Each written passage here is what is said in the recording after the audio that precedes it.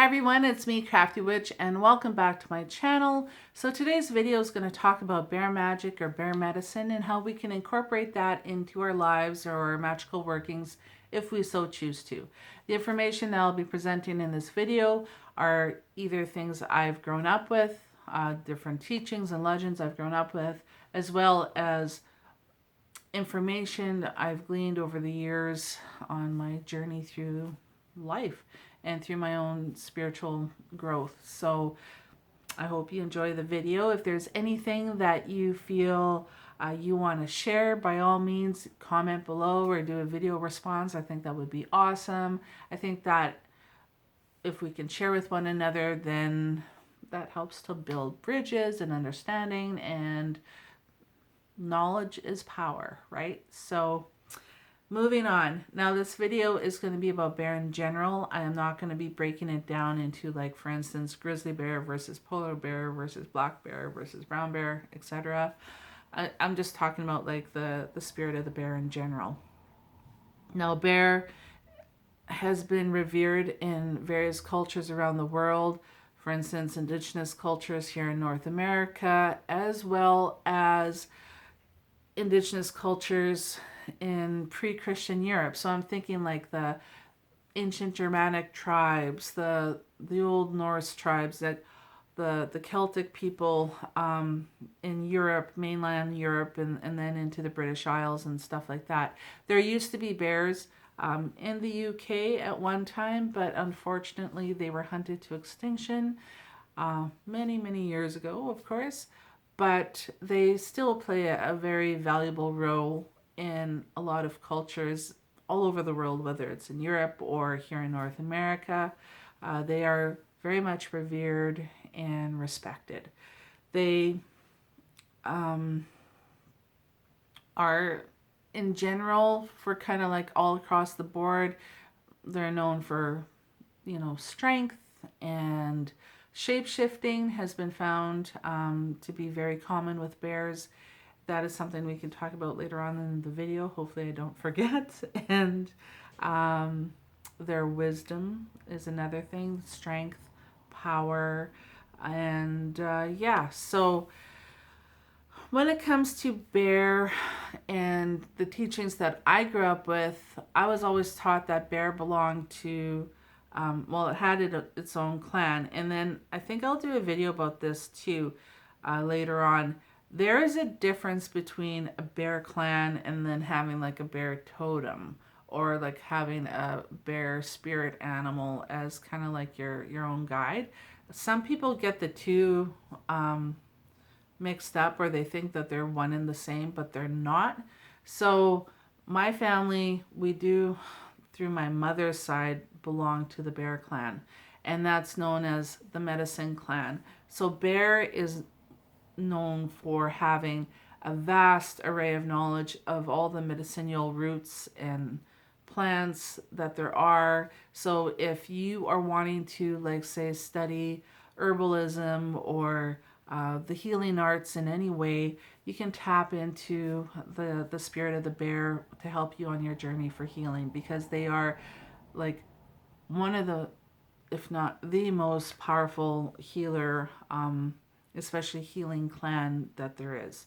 And so that's just an important thing to note as well. They are also considered to be, like, way back in the day with some tribes here on the plains, they were considered to be kind of like the law enforcement, them and people that belong to the wolf clan. The two worked very well together, and bear was considered to be like the big brother, and the wolf was considered to be the younger brother to bear. And the two of them combined worked very closely with regards to like law and order type of thing. And so if you happen to be working, let's say, in the legal field as maybe, a correctional officer, police officer, anything like that, any kind of position of authority, you might want to tap into the spirit of the bear to help keep you protected and to do your job fairly and diplomatically for for the benefit of all. So bear could be a very powerful ally for those people that are working in those fields. What else can I tell you about bear? Bear is one of the most common animals with regards to shape-shifting. It is considered to be, and that could be found in various parts of the world, not just in indigenous cultures here in North America. So like when you look over at Europe and like the ancient Germanic tribes and the Nordic people and stuff, with regards to the berserkers, they're fierce warriors going into battle. There's some accounts saying that these men, prior to going into battle, would kind of go into a frenzy, and when they would go into battle, they would shapeshift into bears. Some people, or there's some accounts saying that they didn't actually shapeshift directly into a bear. Maybe in their mindset they were, but they were like these fierce, ferocious warriors, that they were in this frenzy, and they would go into battle like that and often scare the crap out of their opponents. There's plenty of different legends out there and different myths about shape-shifting. I know here growing up, there's plenty of stories about certain individuals, certain families having that ability to shapeshift into bear. Some people, it's believed that they were born with that natural gift, and then some people, it's believed that they have to do certain types of rituals or certain types of magic to actually be able to shapeshift into a bear. Now, in today's society, unfortunately, there's a lot of people that don't believe that that can even exist, that that has ever happened. They say it goes against the rules of science. And then there's some people that they still very much believe in that. It's still very much part of their culture and their teachings. So to each their own. I'm not going to debate whether it's real or not. I know where I stand on that, and I'm just going to let that sit there. Bear is considered to be the grandfather to humans, and for a lot of people here on the prairies, a lot of the different tribes here, we do refer to bear as grandfather. Bear is considered to be very closely related to humans. It's considered to be our kin. And if you happen to belong to the bear clan, keep in mind that there's a difference between belonging to the bear clan, that is something you are born into, versus having like a bear spirit guide or a bear totem or something. Those two things are totally different from one another. So if you happen to be born into the bear clan, you should not be hunting bears. You should not be eating bears or anything like that, because that would be considered like cannibalism. You know, it's just this big taboo that you don't do that. Now, with regards to, you know, the respect and the reverence for bear is seen as having a great vast amount of wisdom. We do refer to bear as grandfather. They say that if you skin a bear, that it looks very human when it's like laying on its side, like from the back kind of thing. I remember hearing a story from my grandmother. And keep in mind, like my mother's side of the family belonged to the bear clan. They went to go visit, this is many years ago, back in like horse and buggy days. They went to go visit like friends of theirs or something who had, apparently they had just killed a bear. And my grandparents didn't know about that. And then when they entered into the home, either it was in the home or it was outside, but this bear was on its side, and they had already taken the fur off the bear, and it was just its like skin, like its body laying there. It had been completely skinned. And my grandmother said that she was so repulsed by that because it looked like a large man laying on his side, like from the back. And she said that just, it really bothered her. So yeah, that's just one little story about that. Bear is associated with the direction west and with different elements. Now, a lot of people attribute bear to the earth element, and that is definitely one of them. But for myself personally, I also attribute bear to the element of water and sometimes even to the element of air. Bear is a fantastic swimmer, and bear is as comfortable on land as it is in water, and bear can swim very fast, and you really can't run away from bears. So if you think running into a lake will save you from bear, you're wrong, because they are excellent fisher. I was going to say fishermen, but they're great at fishing in lakes and rivers and that kind of thing, as well as climbing. And this is where the air element can come in. So it's common in this area as well as in other areas to see bears like way up high in trees.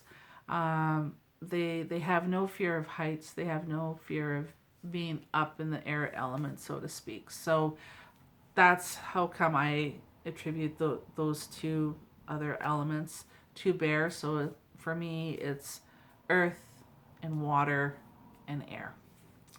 Um, what else can I share with you? For the most part, bears are solitary animals, and people with a lot of bear medicine about them will kind of be like that as well. I mean, they can socialize and that's fine, but they do like to be kind of left alone. They like to mind their own business. They they'll have some close friends and they'll go and check up on their friends or vice versa kind of thing, but they really are kind of like solitary people. They like to have their own privacy in their own space, and they like to be left alone for the most part, unless they invite you in. Bear people typically do not like having like unannounced company. That is something that they do not like at all. They don't like having somebody suddenly kind of come into their territory, so to speak. It does kind of get their hackles up a little bit, that it will maybe fluster them, or it will agitate them. So just keep that in mind if you have a bear person in your life. That being said, they do a lot of self-reflection and introspection. So bear is known for that. So if that is something that maybe you want to work on, you could probably hear my cat eating. Oh my God, I can't help that. I'm sorry. Every video I make, it's like I have to say an apology for if you guys hear a cat drinking water or crunching on food, because I gotta keep the food in here because of the dog. Anyway, moving on. Now I lost where the heck what was I talking about? Oh yeah. So like bears, they will hibernate, for months at a time. So they go within the womb of Mother Earth, so to speak. Humans are similar. Like a lot of the Plains Indians here in North America, we have our sweat lodge. So that represents the womb of Mother Earth. So we would go in there. So there's kind of like that both journeying into the womb of Mother Earth. Bear does that for a long time. Dream magic is also another attribute of bear. So if that is something you want to do, especially if it's something that it's maybe really unknown territory for you, you feel that you need to have a strong protector with you, you might want to call in bear versus, say, calling in dragonfly. Okay? Just to keep that in mind. One of the downfalls about bear medicine, though, is becoming a recluse. Now, you have to have that balance. And yes, it's okay to go within, and yes, it's okay to have your own space and your own private, time and all that kind of stuff. But it's also equally important that you don't shut yourself off from the world, that you don't become a recluse. So that's kind of like one of the downfalls of bear. Bear can also be very quick to anger, and can be very ferocious, as we all know about bears. However, when it comes to bear people, they can be very quick to anger. Sometimes they'll kind of give you some warnings but it can be very subtle. It might be like they might give you a look like, hey, you better watch what you say. You're starting to get on my nerves. They might be very quiet to begin with, but then when they roar, like, I mean, you hear it. So just keep that in mind with regards to anger issues with bear folk. Another thing, too, that they're known for is truth and courage, doing ancestral work. So, like I said, we called bear grandfather, and that is just a teaching that we've always had, and that goes back like millennia kind of thing. So if I wanted to do ancestral workings, and I would just call upon the spirit of the bear for that. So I could talk to bear the exact same way I would talk to my actual blood grandfather kind of thing. So that might be something you might want to do. It may not. Bear is also the patron of mothers. You think about the term mama bear, right? And is also the patron of single parents. You think about mama bears out in the wild, like actual bear mothers. They raise their cubs alone. And so that's where the whole kind of being the patron of a single parent comes in. Single moms, single parents, single dads. So if you happen to be a single parent and you're finding things tough and hard, and maybe you don't feel very strong or very powerful, or maybe you doubt your own authority, feel free to call upon the spirit of the bear to help you with that, and to help give you the strength to get through your hardship or your difficulties or whatever challenges that you're going through. Feel free to call upon the spirit of the bear to watch over you and your young cubs during your parenting time, you know. So it's like, we as parents, we all struggle, and we all face hardship, and we all face disasters and things that can really try us and weigh us down, and things that will really challenge us as human beings, and then again as parents. So if you find that you're going through that, by all means call upon bear to help you. Maybe you're going through a divorce or a horrible breakup with the father, for instance.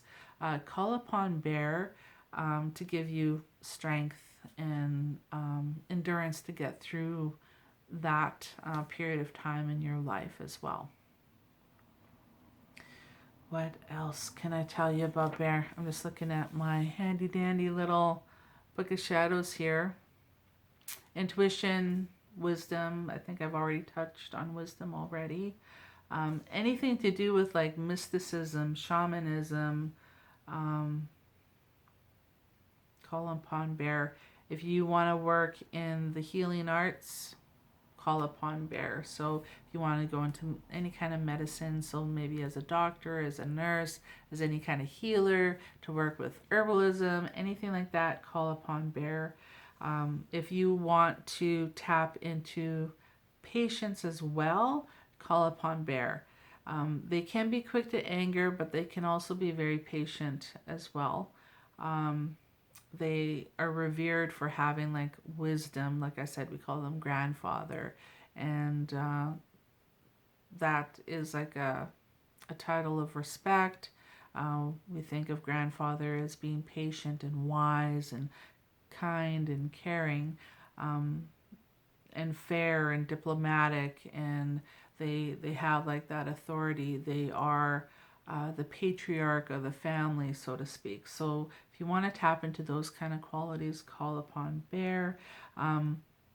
The other thing about bear is one of the downfalls could be dormant skills and abilities or dormant potential. So by retreating and becoming like a recluse, which is like the negative aspect of bear, it's okay to go within, and it's okay to do that introspection, and that's totally fine, and that's healthy and normal. But when you start cutting off the real world and everybody else from your life kind of like completely, then that's unhealthy, right? But then also, one of the downfalls of bear is having dormant potential or skills or abilities. So maybe you're a really gifted artist or a singer or a dancer, or maybe you just have other skills and abilities. Maybe you're really good at building things and carpentry or whatever the case might be, but you're not using that. You're not using those gifts to make this world a better place. You're not bringing your gifts to the world. You're not using it. It's just sitting there and it's dormant. That's one of the downfalls of bear as well. So just keep that in mind. It's really important to have that balance. By looking within, you can find out what your dormant skills and abilities are, and then maybe think of ways that you can bring that out into the world and utilize those gifts. So just keep that in mind. That's pretty much it that I have for bear right now. So I hope you enjoyed this video. I know I ramble and I jump all over and stuff. That's just me. But yeah, that's about it for now. Ciao.